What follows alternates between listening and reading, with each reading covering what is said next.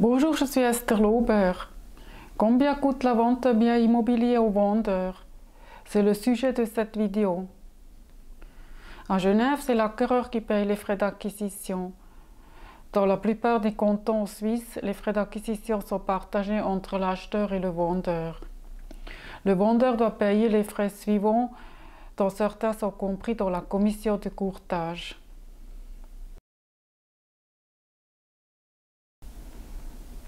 Le vendeur devrait faire estimer son bien immobilier avant de le mettre en vente.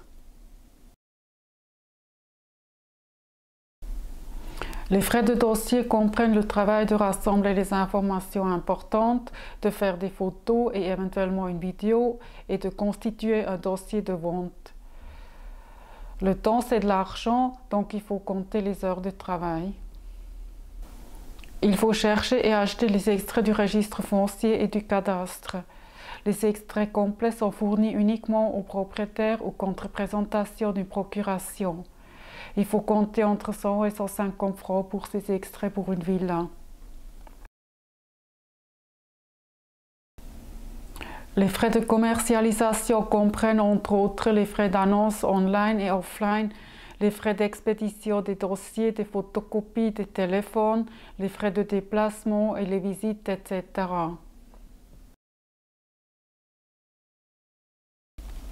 À Genève, la commission de courtage est à payer par le vendeur. Elle s'élève à 5% jusqu'à 500 000 francs et 3% au-delà jusqu'à 4 millions et 2% au-delà hors taxes. Et elle est majorée si le vendeur engage plusieurs courtiers.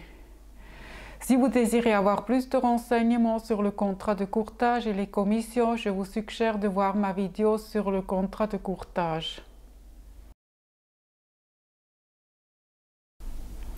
Le montant des frais dépend du bien immobilier.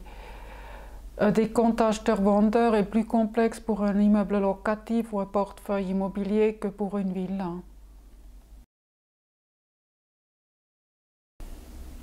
Dans tous les cantons suisses, le taux d'imposition est calculé en fonction de la durée pendant laquelle le vendeur était propriétaire. À Genève, il passe de 50% à 0%.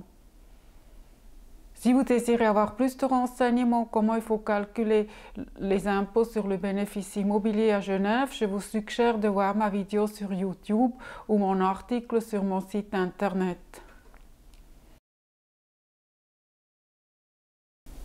La résiliation d'une hypothèque à taux fixe peut coûter cher, surtout si elle a été conclue récemment pour une longue durée et vous devrez payer une indemnité. Une hypothèque à un taux variable peut aussi entraîner des coûts. Renseignez-vous auprès de votre emprunteur hypothécaire.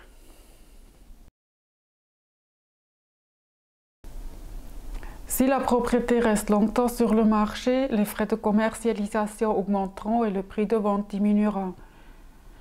Je compte aussi comme frais la différence entre le prix de vente réalisable et celui au-dessous obtenu par une mauvaise stratégie de vente. Les dernières années, les vendeurs ont plutôt réalisé des bénéfices et non pas des pertes. Toutefois, le gain n'est pas garanti.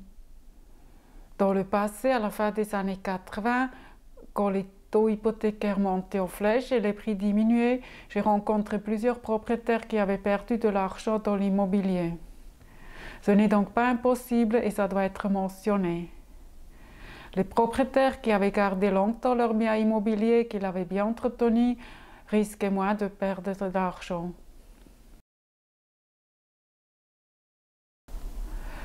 D'autres frais sont possibles, par exemple pour la constitution de la propriété par étage, pour la division d'une parcelle, pour le homestaging, ou si vous avez perdu une cédule hypothécaire, vous devrez entamer une procédure en annulation avant de pouvoir vendre votre bien immobilier.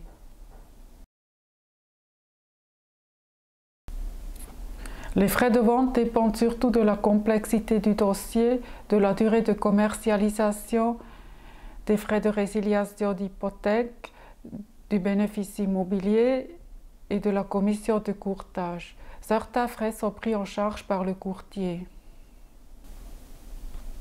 Si vous avez aimé cette vidéo, je vous prie de mettre le pouce en haut. Si vous désirez voir toutes les vidéos immédiatement dès leur parution, vous pourrez abonner ma chaîne de YouTube. Je vous en remercie. À bientôt et au revoir.